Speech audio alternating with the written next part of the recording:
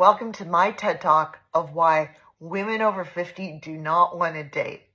I was out last night and it was like the first night in a while I actually made an effort. And by making an effort, that meant that I wore heels and I put on a bra. And I meet this guy on the dance floor and we're dancing, we're having a good time. And he's clearly younger than me, but I don't care because we're dancing. Now, this guy has a strong sense of his own charm, and I am like, just going, okay, I am just like inches away of going all gone girl, where'd you go, Bernadette? And all of a sudden he says to me, I'm not like all the other guys. And I'm thinking, well, if you have to tell me you're not like all the other guys, and you're just probably the leader of all the other guys. He says, like, do you want to hook up? And I'm going, you know what? You're too young. Thank you, though. He goes, well, how old do you think I am? I go, like, you're in your 20s. And he goes, well, yeah, duh, I'm in my 20s, but like, how old do you think I am? I said, okay, 26. He was 24. And I remember thinking, yeah, I remember when I thought that, you were adult in your 20s too. I mean, it's clear, like, maturity has not exactly been his burden. So he says, like, don't you want to be with like a 24-year-old? And I said, I am with a 24-year-old. I call her my daughter. I'm just going to say it. Sharks aren't eating enough people. Greetings and salutations, my brothers. Welcome to the ministry. On today's episode, we are taking a look at the leftover women who are shocked to find that they are over the age of 50, divorced, and unable to find a man. Despite the fact that they could have had a man in their lives when they were younger, this one fact is the one they refuse to face. There are always excuses with them. And they will shout these excuses from the mountaintops before admitting that they fumbled their lives away thanks to emotional impulsiveness, a lack of accountability for their actions, or the search for a quick payday.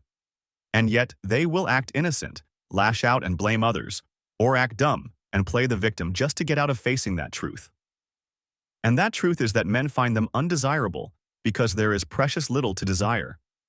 And they will always prefer the outright lie than to accept reality like a grown adult.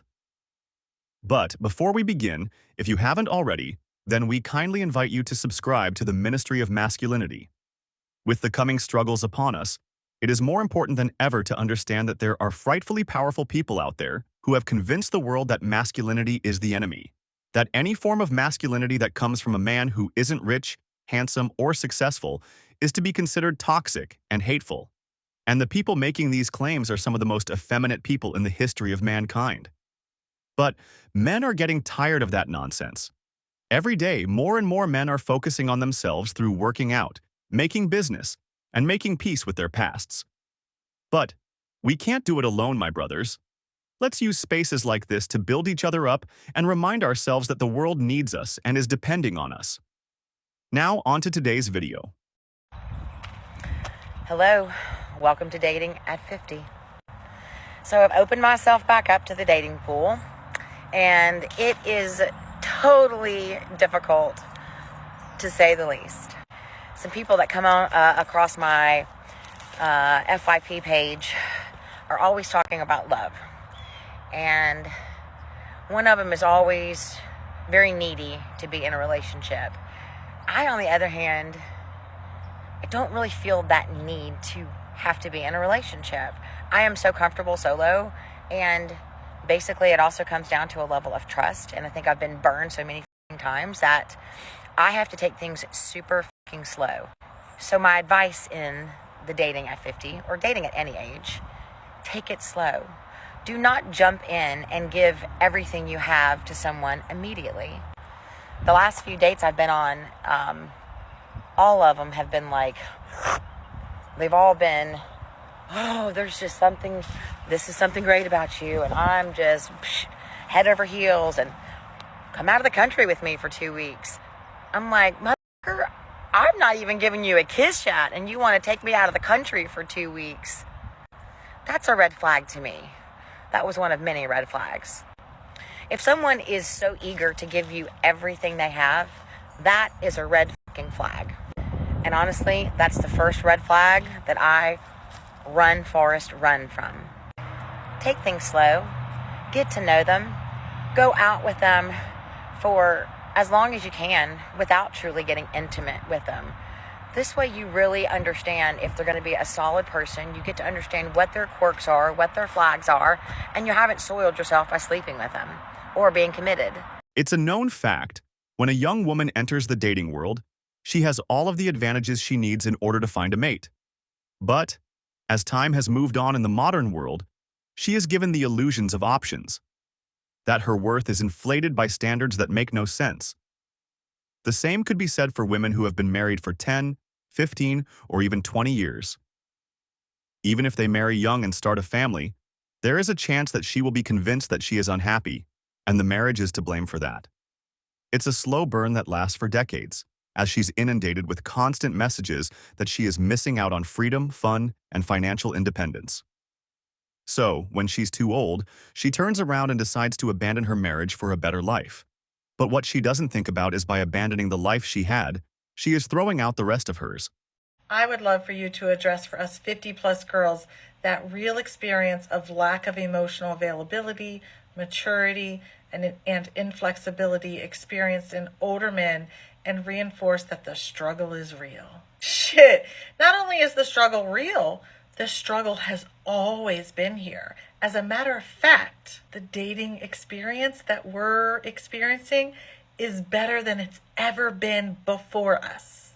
And that's a hard pill to swallow. Can you imagine what the women went through before us? Because up until 50 years ago, women had no economic freedom.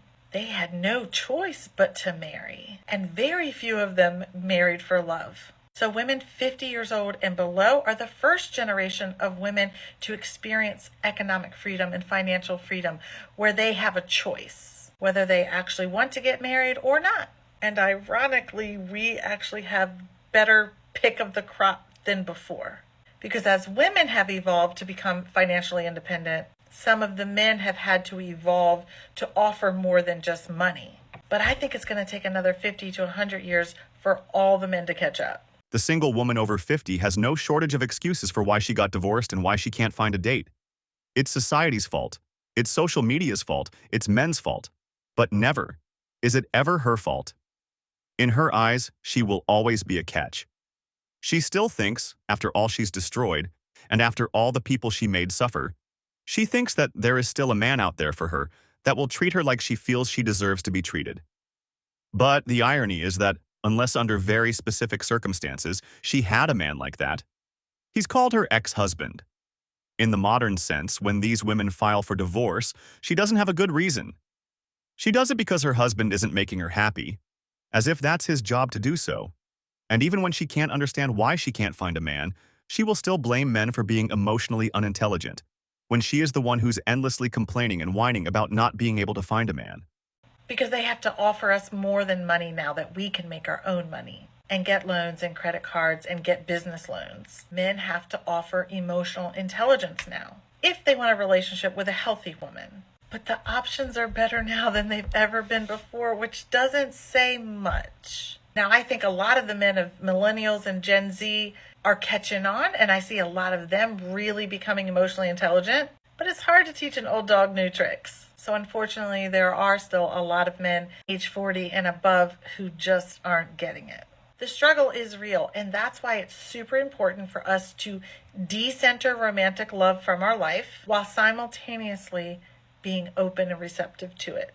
And that's a hard balance to strike. We have to create a life that we absolutely love, that we find fulfillment and purpose in, with no guarantee that we'll ever find romantic love and the partner and companion that we want. But at the same time, we have to still allow room for the possibility that it might happen. And we have to also choose our hard.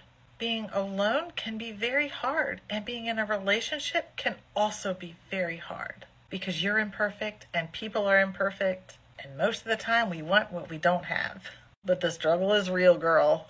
Divorced women over 50 love to brag about their financial independence. That because they have money, it's some kind of bargaining chip against men. That if they want her, then they have to have more money, plus a slew of other superficial qualities that are virtually meaningless. They make these demands and then snicker as the men logically say, no. They are shocked over the idea that these men are uninterested in having to work profoundly hard to deal with a woman who refuses to work on herself. She has done nothing, and projects that inability to improve on the men who have been working their entire lives. And to add insult to injury, that men need to evolve to get on their level, when they are the ones who assume that they're perfect because someone else told them so. Even when they reach their 50s, they are incapable of thinking for themselves and just place the blame of the world on the shoulders of men. And that's going to do it for today's video, my brothers. If you found yourself enjoying this content, then we hope we have earned your subscription to the Ministry of Masculinity. Be sure to like this video and share with as many of our fellow brothers as you can as well.